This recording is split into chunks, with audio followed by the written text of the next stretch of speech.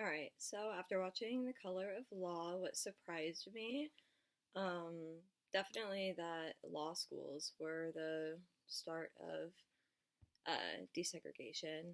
I obviously knew about Brown versus Education, but it was interesting to see the perspective of where that actually started from. Um, I was also really shocked to hear about in Levittown the black family owned construction business that was permitted to build the homes, still not permitted to buy them.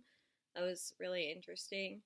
And then just like the origins of public housing, the wealth gap we still have, I found all of that to be really useful information. Not necessarily like fun information, but it was a great video. What do I know about my own community and local zoning policies? So, like, what would it look like if my community were to have its fair share? I think this is a interesting question. Muskegon definitely has, as I've talked about in class, a lot of segregation. Um, if there was a fair share here, I'd imagine there'd be a lot less of these large homes being built and more homes used in Muskegon Heights right now that are condemned or foreclosed on. And if we actually took the entire area, evened out wealth and diversity, it would accurately depict Muskegon, I think, better. I genuinely think that this is a tricky one though because that's such a long process to get to. I do think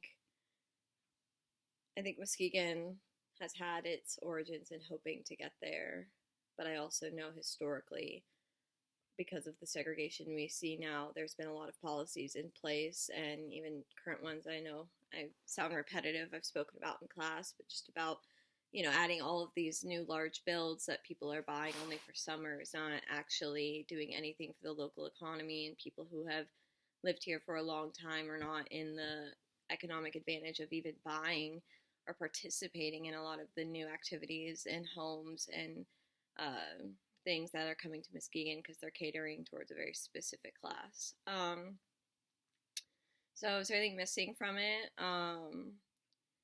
So my question for like the two sides of a story would be like knowing what the housing shortage looked like after World War II, where was the mindset of white families? It sounds like a lot of people, if they were not initially comfortable with it, the housing shortage was so bad at that time that you just wanted a house. You didn't really care who your neighbor was.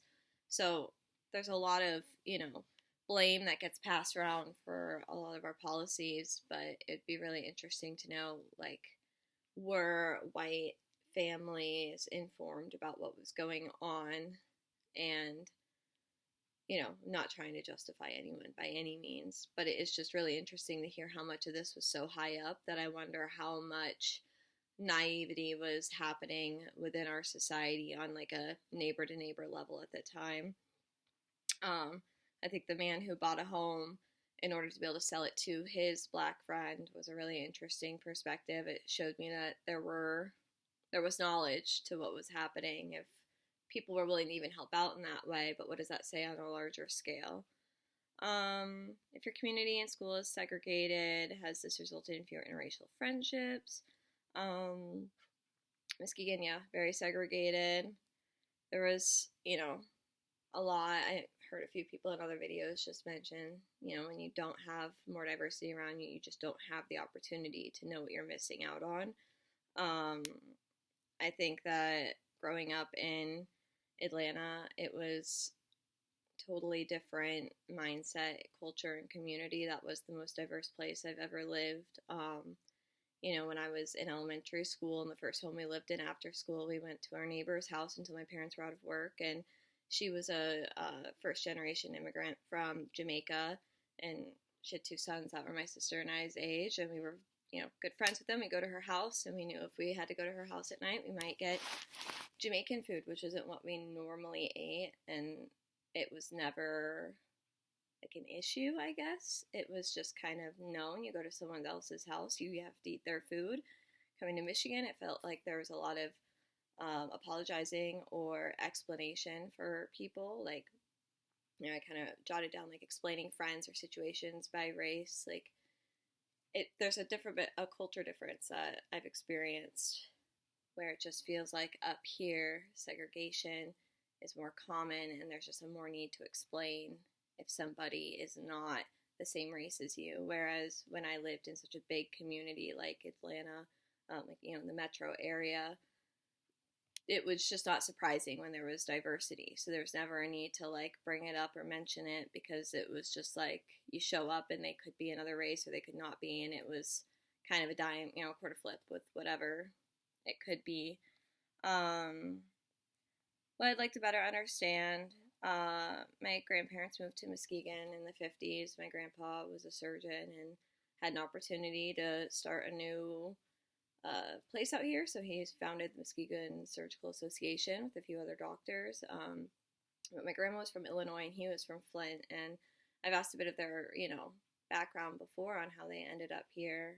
But it would be really interesting to know more about, at that time, what was Muskegon even like? What was the diversity like? How different was it from, Flint and Illinois? Those are questions I still would like to know. Sorry, I'm going so over time. Was I surprised about Chief Justice John Roberts getting his facts wrong? Absolutely not. People are wrong all the time, especially people in power, especially white men in power who want something. And I don't find it to be ignorant. I think it's purposeful. Where else have you seen them get their facts wrong? Our president, he banned fact checkers. Was this history known to me? Not specifically. However, I just wasn't really as surprised to hear people sharing false information. I think that's a historical problem with the United States, is we like to lie. And big thing I learned was the constitutional violation of residential segregation. I completely agree. I do think it's a constitutional violation. I think that this video really helped shape my perspective on it. The only unanswered questions I would really have is and obviously this is a bit partial to me, but I do still find it really interesting to hear about the differences in the north and the south of our country and segregation and how policies have been handled. So on a larger scale, it'd be really interesting to me to hear more about that part.